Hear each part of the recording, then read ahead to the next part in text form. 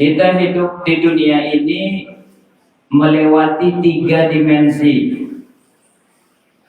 Masa lalu, masa sekarang, dan masa yang akan datang.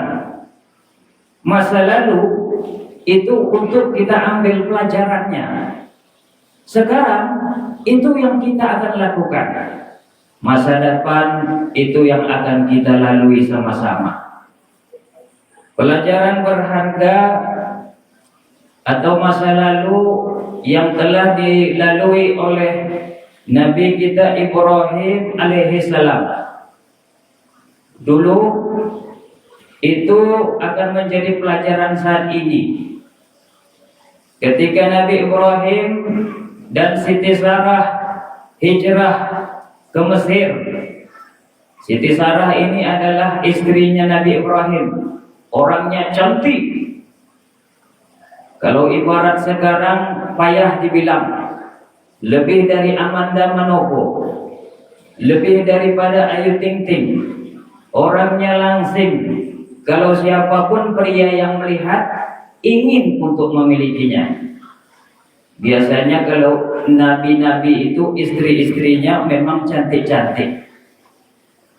Lalu pergilah ke negeri Mesir. Di Mesir ada raja namanya Tutis. Rajanya itu jahat. Ia suka mengambil wanita-wanita cantik.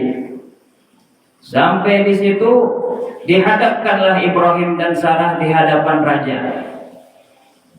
Ditanya Ibrahim, "Ibrahim, siapa sama kamu itu?" Dijawab oleh Ibrahim, "Ini adalah saudari saya." Padahal bininya dia, tapi dijawabnya saudarinya dia. Kenapa? Kalau dijawabnya saudari itu akan selamat menurut Ibrahim. Tapi kalau dijawab bini nanti akibatnya repot. "Kasih dia sama saya," kata raja. "Oh, enggak bisa," kata Ibrahim. "Dia sudah punya keluarga." Tapi namanya raja ini jahat, dipaksanya. Diambilnya Sarah, dijadikannya permaisurinya. Akhirnya ketika di ruangan atau di kamarnya raja, Sarah akan disentuh oleh raja. Sarah ini orangnya solehah, baik, beriman kepada Allah dan Rasul. Berdoalah Sarah itu, "Ya Allah, aku beriman kepada Engkau dan Rasulmu." Jadi dia bertawasul melalui Nabi Ibrahim, Rasul dan suaminya sendiri. "Dan aku tidak pernah menodai kesucianku kecuali kepada suamiku. Maka lepaskanlah aku dari orang kafir ini," maksudnya raja yang jahat ini. Seketika itu tangan raja menjadi stroke karena doa Sarah. Tangannya lumpuh, kaku, nggak bisa gerak. Raja pun jadi takut. Lalu raja bilang, "Hei, tolong doakan lagi supaya tangan saya sehat." Ia benar didoakan oleh Sarah, "Ya Allah, sehatkanlah tangannya." Sehat. Namanya ini orang masih bernafsu. Dicobanya lagi untuk mendekati Sarah. Lalu berdoa lagi Sarah. Lumpuh lagi tangan sama kakinya. Didoakan lagi sama Sarah. Sehat lagi. Yang ketiga, lumpuh seluruh badannya. Akhirnya tobatlah raja itu. Ini enggak manusia ini kayaknya jin. Enggak pernah saya lihat wanita seperti ini. Mau saya sentuh, saya yang stroke jadinya. Karena itu dihadiahkanlah Siti Sarah ini seorang budak yang bernama Siti Hajar. Inilah asalnya Nabi Ibrahim nanti akan menikah dengan Siti Hajar. Allahu Akbar, Allahu Akbar, Allahu Akbar, walillahil hamd. Lalu dibawalah pulang Siti Hajar. Kemudian tetap menjadi budak Nabi Ibrahim. Ada yang mengatakan sampai 15 tahun. Setelah itu, karena Nabi Ibrahim ini belum punya anak, beliau sering berdoa sebagaimana di dalam Al-Qur'an Allah berfirman, Rabbi habli minas sholihin. Tuhanku, karuniakanlah aku anak yang soleh. Kenapa Ibrahim minta anak yang soleh? Kenapa tidak minta anak yang kaya? Kenapa tidak minta anak yang kuat? Kenapa anak yang tidak akan jadi pejabat nantinya? Kenapa harus anak yang soleh? Nanti kita lihat buktinya Ismail itu menjadi soleh. Akhirnya dipanggillah oleh Sarah, istri Nabi Ibrahim. Bang, kelihatannya abang ini belum punya keturunan dari saya. Kita sudah berumah tangga lama. Bagaimana abang kalau nikah lagi aja dah? Karena abang Nabi. Kalau Nabi gak punya keturunan gak baik. Gak ada nanti keturunan yang akan menyambung tauhidnya abang. Nabi Ibrahim malah nolak. Pertamanya nolak. Oh, gak usah lah dek, kita berdua aja sudah cukup, sehidup semati. Itu jawaban pertama. Akhirnya dipaksa-paksa, akhirnya menikahlah. Jadi sama siapa saya nikah? Itu tuh ada si Hajar.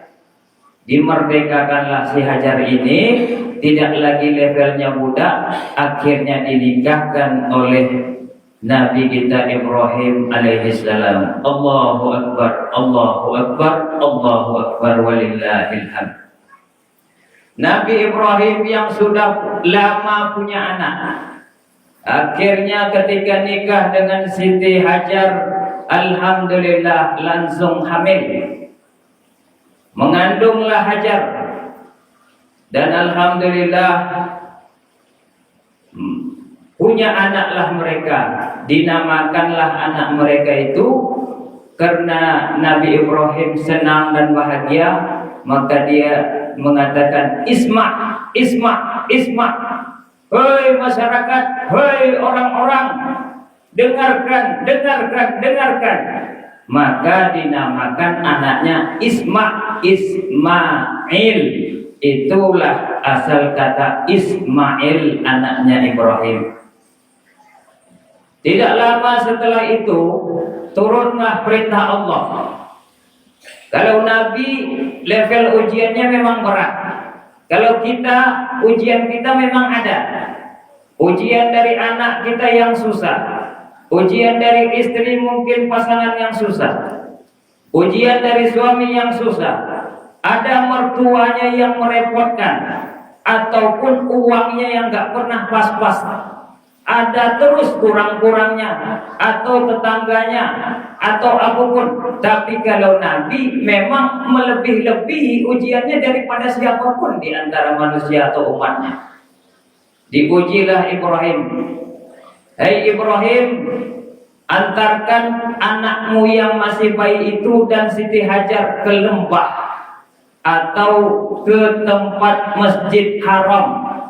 Dulu Masjid Haram gak seindah secantik sekarang. Bapak ibu yang sudah sampai ke umroh haji, lihat Masjid Haram sekarang cantik, besar.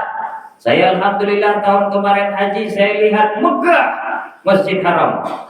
Dulu zaman Nabi Ibrahim gak ada apa-apanya, kosong itu, tandus, hanya tidak ada apa-apa, cuma tanah aja, rata saja. Diantarlah Hajar dan Ismail yang masih bayi ke situ, padahal masih menyusui. Akhirnya sampai di situ, si Hajar manggil, "Bang, kenapa ditinggal bang?" Ibrahim diam. "Bang, kenapa kami ditinggal?" Ibrahim diam. "Bang, apakah ini adalah perintahnya Allah?" Baru dijawab oleh Ibrahim, "Iya." Karena Siti Hajar juga beriman kepada Allah kuat, akhirnya dia pasrahkan semua kepada Allah. Selang beberapa waktu, bekal mereka habis.